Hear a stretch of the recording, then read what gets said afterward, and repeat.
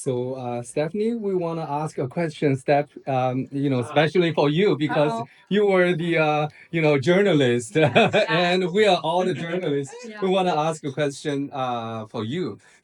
We heard from the Doug Ford, and he said that all the Chinese, he's against the Mark Carney's, approaching with the Chinese government. Just let them finish about the leadership race. Oh, you are gonna no, No, yeah, it's because just relax. just I think it's yeah. just the two of us. Yeah. More things about the leadership race. No. Well, I'm not running for leader, but I can say that we're very excited about the leadership race.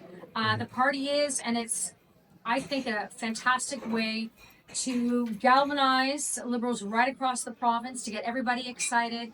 We're excited about the potential of a new leader. And I think it's a fantastic way to rebuild. And the way we're going to do this is going to be different. It's going to be exciting. And it's going to be involving all the people around the province are going to have a big say. And it's all about rebuilding that grassroots effort. So we're thrilled about that part. Yeah. Okay. Yeah. So that question is that Doug Ford said all the Chinese EV are spy cars, Yeah. so spy vehicle, Yeah. and that hurt the Chinese community. And how do you comment on I think that? that was a reprehensible, irresponsible comment. And I think that nobody would support that, with me today. I think that, we're watching very closely what our Prime Minister is doing. We have the trust in him and the government to do what's best to rebuild this country, to give us some autonomy away from the Americans and how we've been held hostage by the tariff situation. So again, I think that irresponsible comments and absolutely not in support, clearly not in support of that. If I may. I'd just like to add that, when the premier came out and said he was really for this, right? He wasn't really for EVs, the Chinese EVs hitting the market. Look, the prime minister is very experienced in looking at economic matters, and what he's trying to do is rebuild our economy. And so I responded to Doug Ford's comments by saying that investing in EVs, letting more EVs into Ontario, into Canada, is a way to open the door for investment from Chinese companies in Ontario. And that is the right thing to do to build our economy. And the other issues, if there are concerns, we can address those things, right? Those are the kinds of things that you need to rebuild and make sure that we have a strong relationship with China as a global partner. And that is the kind of thing that we are supporting, and we are all with our prime minister on that front. I was glad to see the premier kind of reversed his comments after getting a tutorial from the prime minister on why Chinese EVs should be in Canada. We're one of the few countries, the few markets that doesn't have it, have very many here, or have many here, and that's hurting us. What I would say about Premier Ford's comments is, quite frankly, you're a racist. It was a dog whistle meant to signal to other folks that anti-Chinese, anti-Asian racism still exists here in this province. And that's something that as Ontario Liberals, we need to combat, and we need to stand up and call that for what it was. It was racist. The Premier should never have said that. He was playing into people's fears, which are unjustified. He should not have done that, frankly. And he needs to apologize very loudly and very clearly, because that is not acceptable here in Ontario. All of us stand very firmly and strongly with the Chinese community here in North York, in the GTA, and all across the province. That was not acceptable. What Prime Minister Carney was doing, as my colleague NPP Bowman was talking about, is building new relationships around the world, because we know that we cannot rely on the United States anymore. And what we saw here in Ontario was a stunning lack of leadership from Premier Ford on that. There was a lack of leadership in proactively engaging with China, proactively engaging with EV manufacturers there.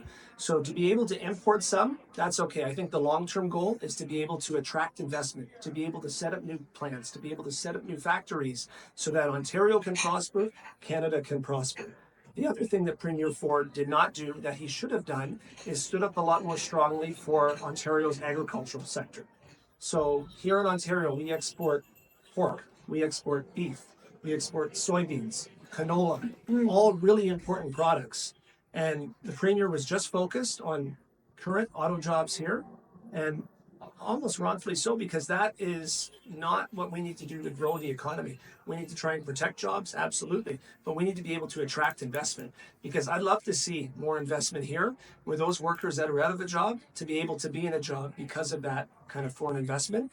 The premier pretty much just yelled and screamed and threw a fit instead of actually and seriously addressing the challenges, the very serious challenges that we have here in Ontario. Okay. I guess I have to take some controls. Grant you all Yeah, the time for I'm your out. questions. Maggie, do you want to add something, or you have talked Yes, I do have a little bit, but you have did a fantastic job to answer most of the questions already. So particularly for you, that I know that you're responsible for tourism and also for sports. That we need a lot of this kind of opportunities that here in Ontario, in Toronto. So if you are elected, how are you going to create more opportunities for us? A couple of things. The amount that we invest in sport is extremely low as a province, and that's something that we need to change. 1 in 2 kids in this province, their families can't afford to put their kids into community sport. I was those 1 of 2 kids. I didn't get that opportunity growing up to be able to play community sport, and that's actually how you provide different outlets for children, different opportunities, not only to meet new friends, but sometimes to stay out of trouble as well. So that's something that I believe very important that the province needs to be focusing on. But with that means recreation facilities, not just here in the GTA, but in parts across this province. Because when I go and visit communities, one of the things that I hear is the lack of recreation facilities actually impacts the ability to attract investment.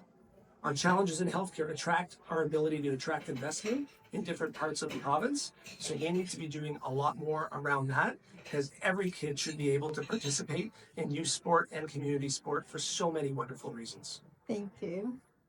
And any other questions? I'll make a Yeah. quick comment. Oh, sorry. Yeah. Just as somebody who has grown up in playing sports and also represented the country playing rugby, we've just come off the Olympics. Yes. We've seen like amazing efforts by so many athletes, and those athletes had opportunities as young people to be able to develop and contribute that way on the world stage. And I agree with my colleague that you learn not just skills about being an athlete, but you learn skills that take you right through your career. My own approach as an executive and leading teams, it all started from being a team member, from being part of something and developing those skills. So I believe that we need to value that, especially for young people. We need to create spaces, we need to create programming, we need to create tax incentives that would assist parents that want to support their kids in sports, to make it easier and more affordable for them to be able to do that. Yeah, I play curling in Unionville Curling Club, so Okay. we is a really So we really hope that there's more fundings from you, okay, to support us. Yeah, so thank you. Thank you very much. Any other questions? Okay.